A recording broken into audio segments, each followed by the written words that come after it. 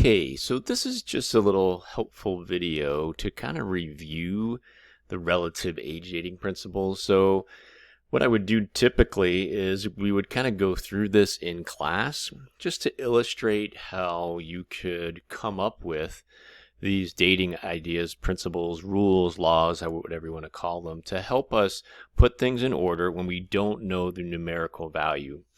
And so the idea would be that these two examples, okay, so these are what are called cross-sectional views. This is the top of the earth where the lovely cactus is. And so below that are some layers of rock. And so what we would say is for certain rock types, and so there are three different rock types that we'll talk about. We have igneous rocks. Those are rocks that cool from molten rock. So think of like lava flows, things like that. Then we have sedimentary rocks. Sedimentary rocks are like sandstones, mudstones, limestones. These are typically rocks that formed from the fragments or pieces from pre-existing rocks. So we weather those pieces, then those pieces are transported, and then they're deposited. And the idea is that for sedimentary rocks, they are typically deposited flat. And so they look like layers of a cake, like you would see here. And then we do have what are called metamorphic rocks. These are rocks that are buried deep in the earth and that are heated and squished, and they get altered that way. And so the one rocks group called the sedimentary rocks, those are the ones that are the layer cakes. If you've been to the Grand Canyon and you've looked into the canyon and you see those stripes, those layers, those are all sedimentary rocks. And the rule is that those were deposited in that orientation flat. So if they've been changed from that flat orientation, it tells us that something has occurred to change them. But the idea would be that given this first example, what is the oldest? And then what's the next oldest all the way up to the youngest layer? And so of course you would try to puzzle this out in class, but the idea would be that in order to get this stack, you would have to start at the bottom. And so you would have to, let's say I had a bunch of sand, I would have to pour the sand on the ground, and then I would take that sand and kind of bury it a little bit, and then I'd pour some mud on top of that. Well, I have the sand first, and then the mud came next, and then, the next layer on top and on top. So the order from oldest to youngest would be that D is the oldest, and then we stacked another layer on top, another. As these sediments get buried, they get turned into rocks, and then they can be uplifted and exposed like at the Grand Canyon. But the idea is that if you have sedimentary rocks, one of the rules is that in a stack, the oldest is always at the bottom. So that's one of the rules of relative age dating. I don't know the ages of these rocks, but I know that in order to get a stack like this, I had to have the one on the bottom go first, and then stack. Just like if I was putting pancakes or something, building a cake, I got to start with the lowest layer first.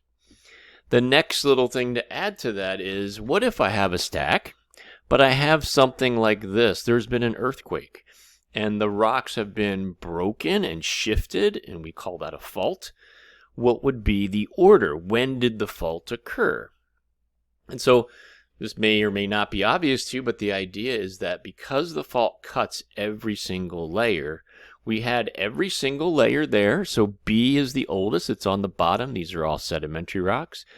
Then D, A, F, and E. Then after they were all formed, turned into a rock, then something caused a break to occur through all of them. So the fault has to be the youngest thing because it cuts every single layer.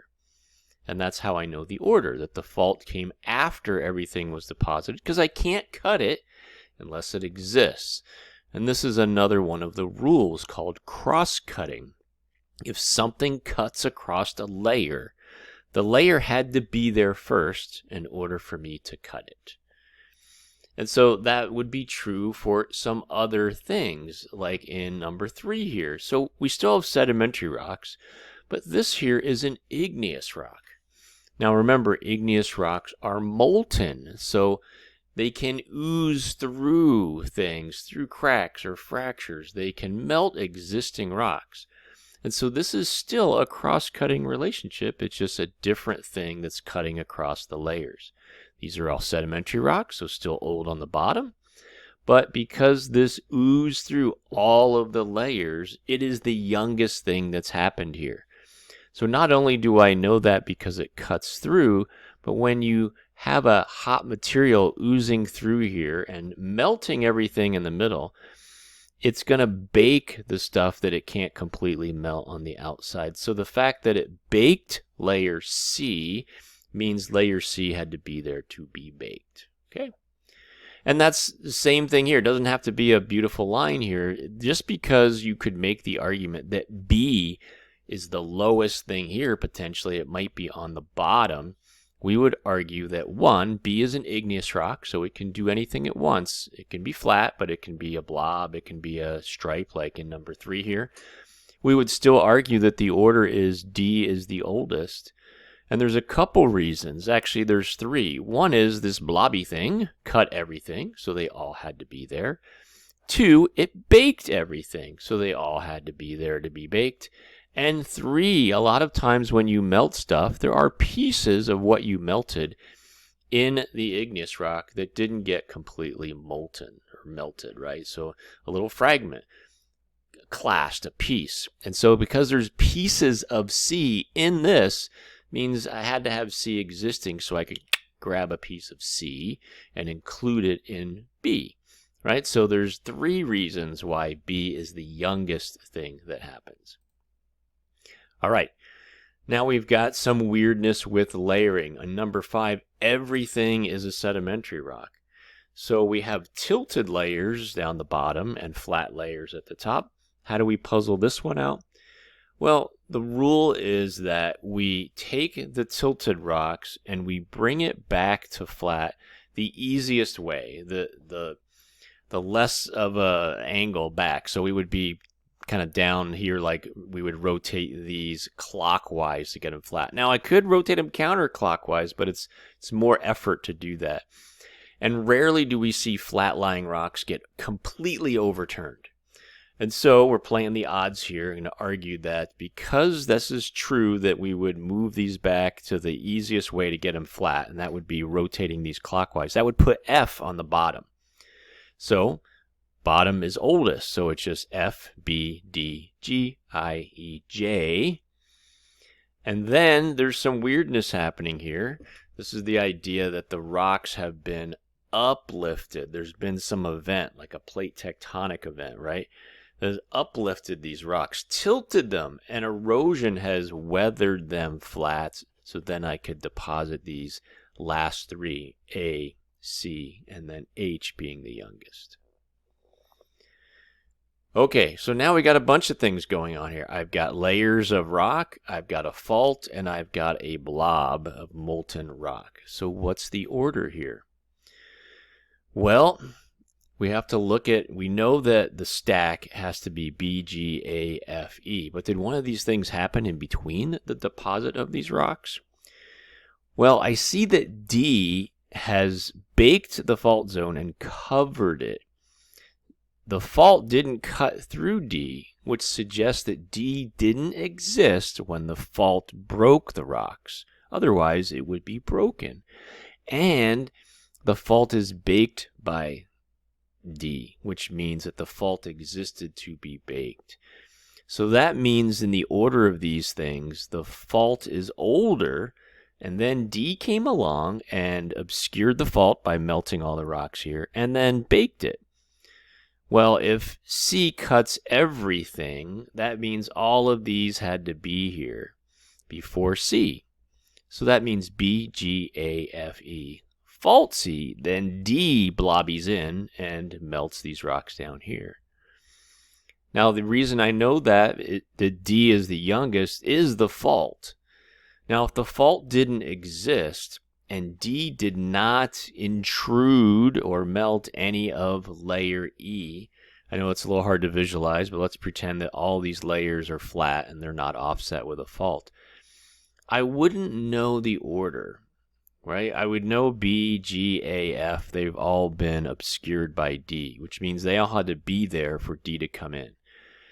But E, I wouldn't really have a way to block out that. Did it come after D or before D? I wouldn't know. So there are occasions when you can't put everything in order. In this example C, I can because of the fault. And finally, we want to show you that igneous rocks can be flat and look like a layer like a sedimentary rock can. And there's two ways it can do that. One is it can flow on the surface like a lava flow. So when a volcanic eruption happens, I get a nice lava flow. It flows across the surface of the earth relatively flat. It looks like a sedimentary rock. Or, just like in the previous ones, it can ooze. And a lot of times it oozes between layers because there's a weak zone there. So in here and here, we want to differentiate the two. How do we do that? The baked zones do that for you. So here we see that E, which is an igneous, everything else is sedimentary, has baked layer B. So B had to exist, but it did not bake A, which means A was not there. And nothing above it is baked, which means nothing was there. This is a lava flow. The idea is that D was in place, then B, and then there was a volcanic eruption before A and C even existed. Lava came out, it flowed along the surface, it baked layer B here, it cooled and crystallized, turned into a rock, and now later on I can add A and C. So the order is it's D at the bottom, D, B, E, A, C. Now for the last one here, because it bakes both of these, I need D, of course, it's the oldest. Then B has to be there before E because it's being baked, and we know that the molten rock is baking. But A also has to be there because it's being baked. So I absolutely know I need B. Why do I keep doing that? I need D at the bottom. D is the oldest. Then B. Then A. Then E oozes in and bakes both top and bottom. And then C happens. Now that's one explanation.